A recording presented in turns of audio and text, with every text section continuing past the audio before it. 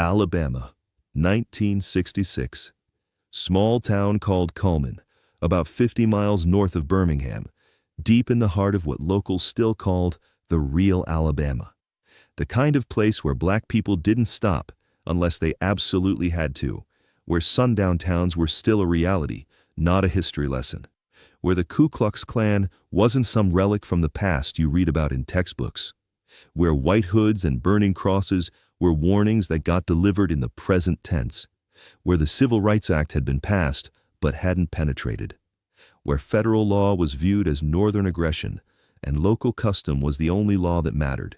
Muhammad Ali was driving through, had to be there for a speaking engagement at a black church in the next county over. His manager had warned him explicitly, multiple times, don't stop in Cullman. Don't even slow down if you can help it. Just drive through and get to the other side as fast as legally possible. Better yet, faster than legally possible. Better a speeding ticket than what could happen if you stopped. But Ali's car broke down, engine overheating on the Alabama summer heat, steam pouring from under the hood like a kettle whistling, right in the middle of downtown Cullman, right on Main Street, right in front of the general store where a dozen white men were sitting on the porch in rocking chairs, watching, always watching, monitoring who came through, who belonged, who didn't. Ali got out of the car slowly, visible, recognizable even at a distance.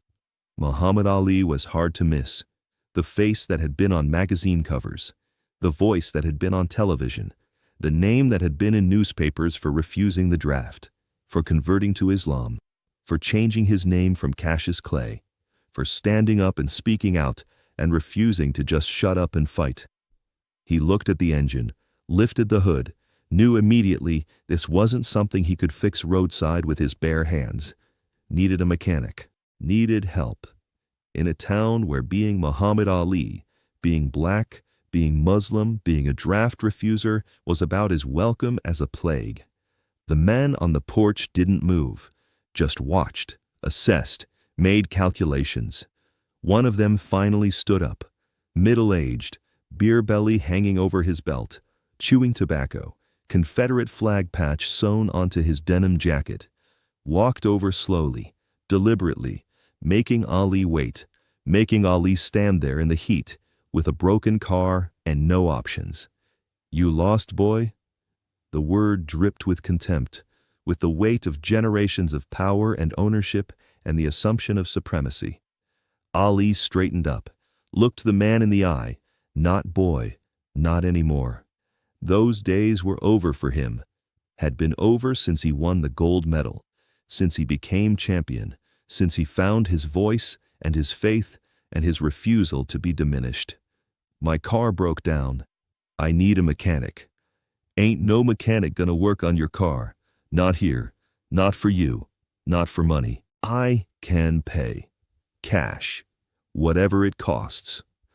The man smiled, not friendly, not warm, predatory. The smile of someone who knows they have all the power and you have none. Money ain't the issue. You being here is the issue. You being Muhammad Ali is the issue. You being a draft dodger and a Muslim and a race traitor and a communist sympathizer is the issue. Other men were gathering now, leaving their rocking chairs, their cigarettes, their afternoon of doing nothing, forming a loose circle around Ali and his car. Not threatening yet, not overtly, but the threat was implicit, was in the air like humidity, was in the way they positioned themselves, blocking the street in both directions, blocking the sidewalk, blocking escape routes, creating a perimeter. Ali counted them, 12 visible, maybe more inside the store, maybe more in nearby buildings watching from windows. He was in peak fighting condition, could probably take 3 or 4 of them if it was just about boxing. In their town, where they had backup, where more would come if called, where local law enforcement would take their side, where sheriffs and deputies might be among them, or related to them, or sympathetic to them. This wasn't a fight he could win with his fists. This was a different kind of fight, required a different kind of strategy. "So what do you want?" Ali asked, keeping his voice calm, not showing fear, not giving them the satisfaction, but also not escalating, not challenging unnecessarily, finding the line between dignity and survival. The man with the Confederate patch spoke again, seemed to be the leader, the one the others deferred to, the one who set the tone. We want you to understand something.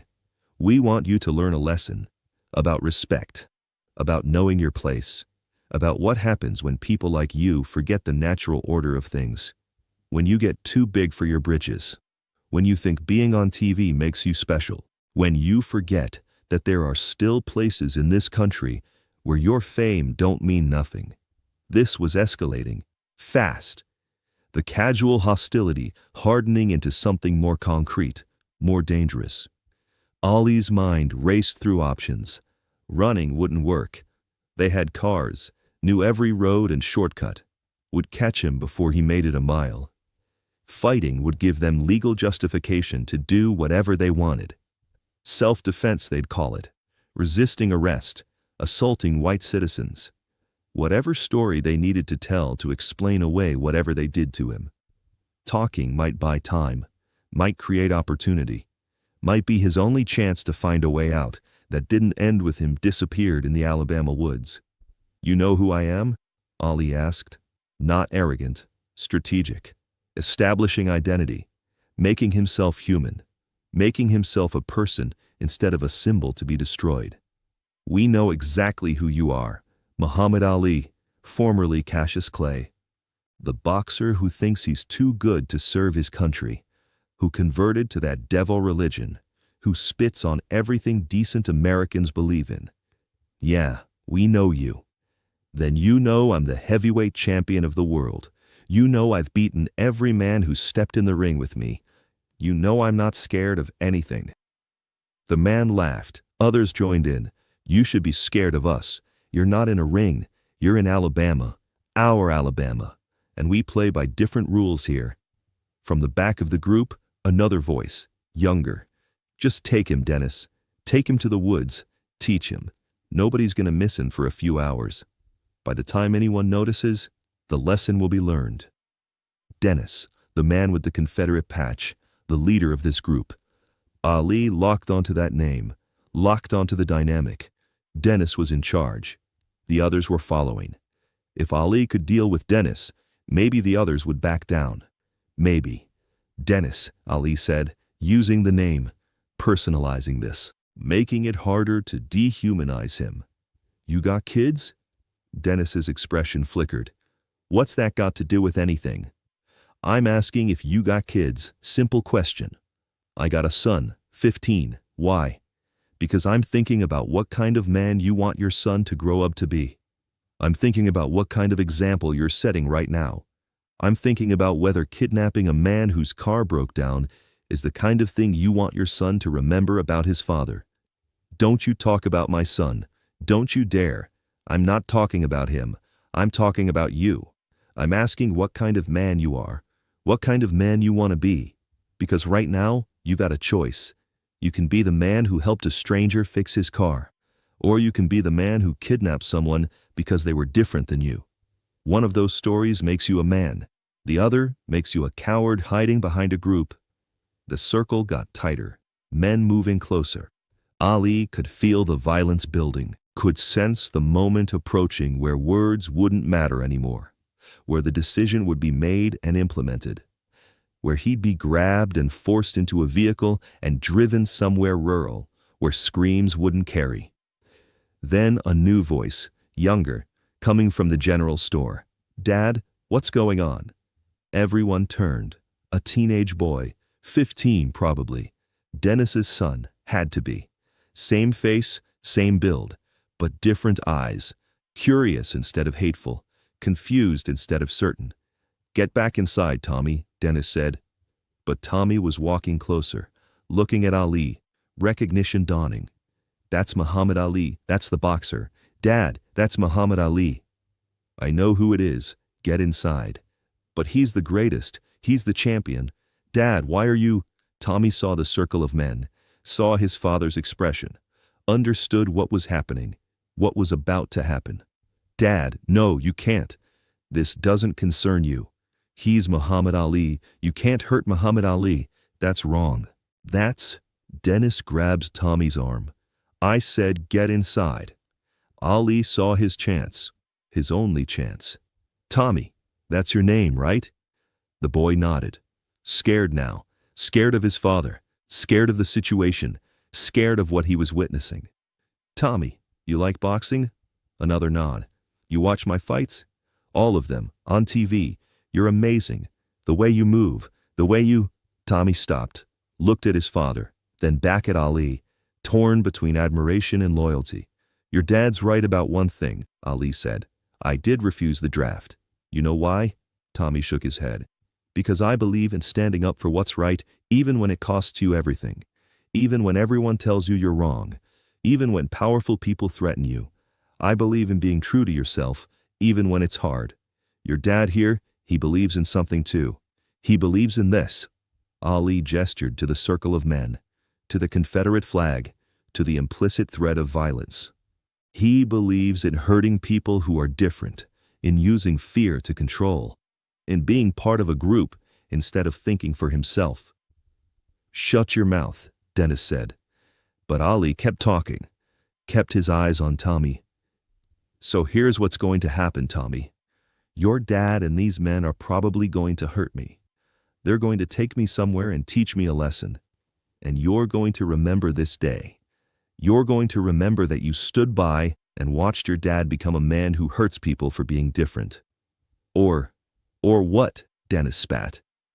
"Or you're going to remember the day your dad chose to be better, chose to be the kind of man worth looking up to, the kind of man who helps instead of hurts, the kind of man his son can be proud of instead of ashamed of." The silence was absolute. Every man in that circle was watching Dennis, watching Tommy, watching Ali. The tension so thick it was hard to breathe. Tommy spoke, quiet but clear. "Dad, please, don't do this. Don't be this." Dennis looked at his son, looked at the men around him, looked at Ali, and something shifted, something cracked. Maybe it was seeing his son's face. Maybe it was hearing the disappointment. Maybe it was Ali's words landing somewhere they shouldn't have been able to reach. Maybe it was pride in a different form, pride in being the kind of father his son could respect instead of fear. "Get out of here," Dennis said to Ali, voice rough, angry still, but different. "Get your car towed, get it fixed, get out of our town, and don't ever come back." Ali started to move, started to walk toward his car, then stopped, turned back. "Tommy, you ever want to learn to box, really learn? You write me a letter, care of my gym in Louisville. I'll make sure you get lessons, from the best. Because you just did something braver than anything I've done in a ring. You stood up to your own father for what's right. That's real courage." Tommy nodded, understanding something profound had just happened, but not quite able to articulate what. Ali managed to get his car towed, got it fixed by a black mechanic in the next town, made his speaking engagement. Never told anyone publicly about what happened in Cullman, about the near kidnapping, about the circle of men, about the danger he'd narrowly escaped. But he got a letter 3 weeks later, from Tommy, written carefully. "Dear Mr. Ali, I'm the kid from Cullman. I want to learn boxing, but more than that, I want to learn how to be like you, how to stand up for what's right. You changed something in me that day. Please write back. Tommy."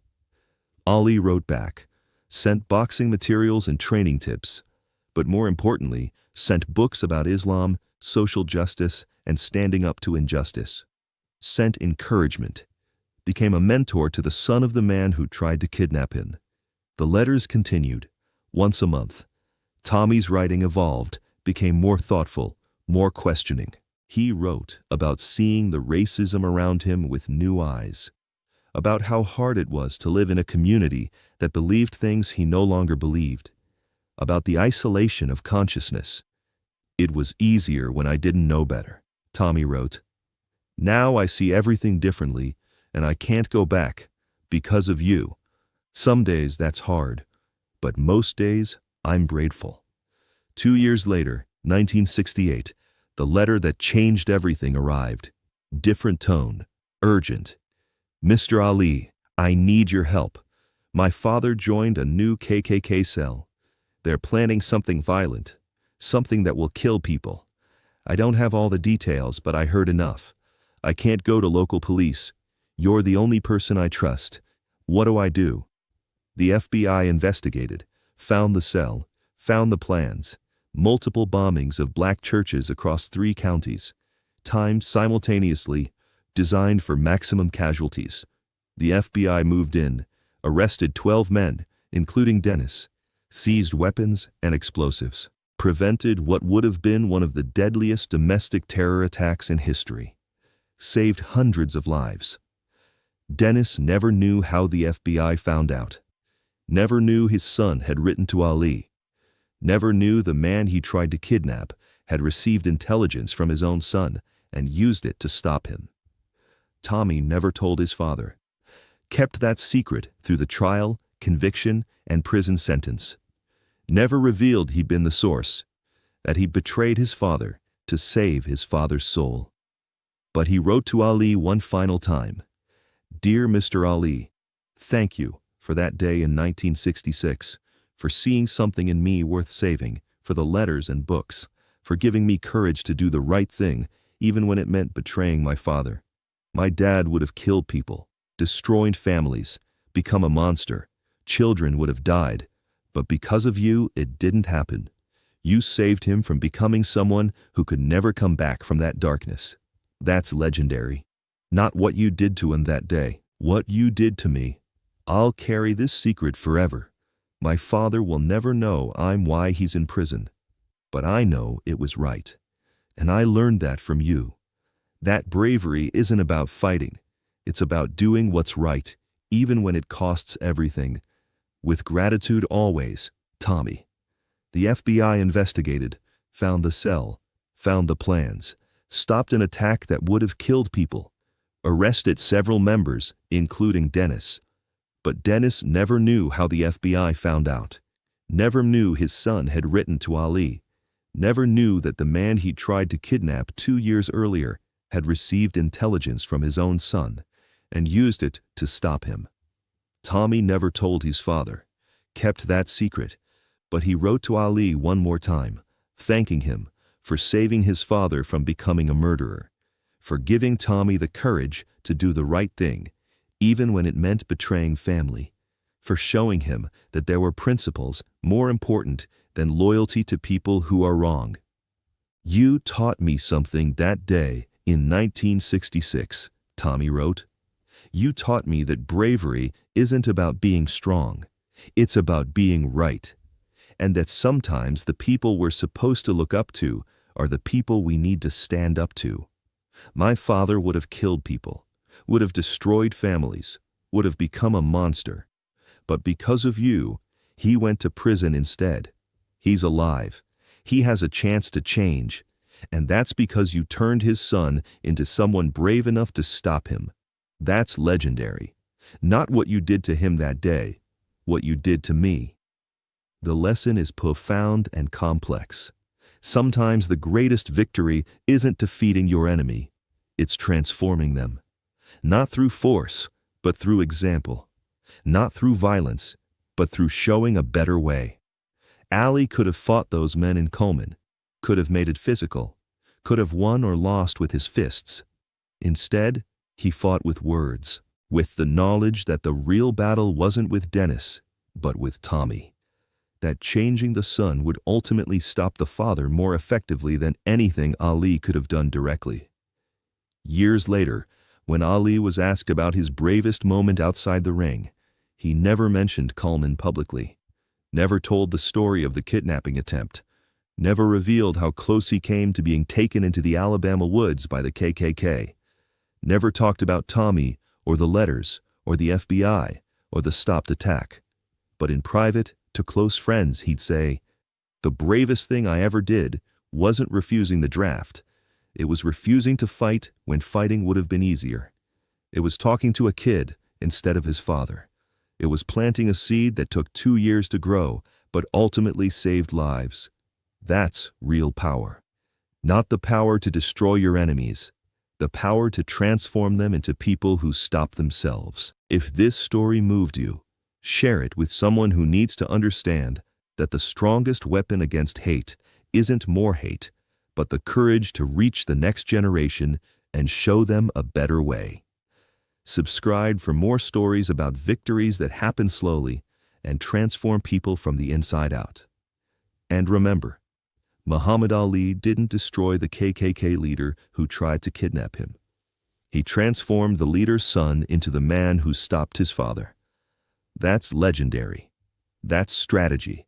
That's the long game of justice. That's how you win wars without fighting battles.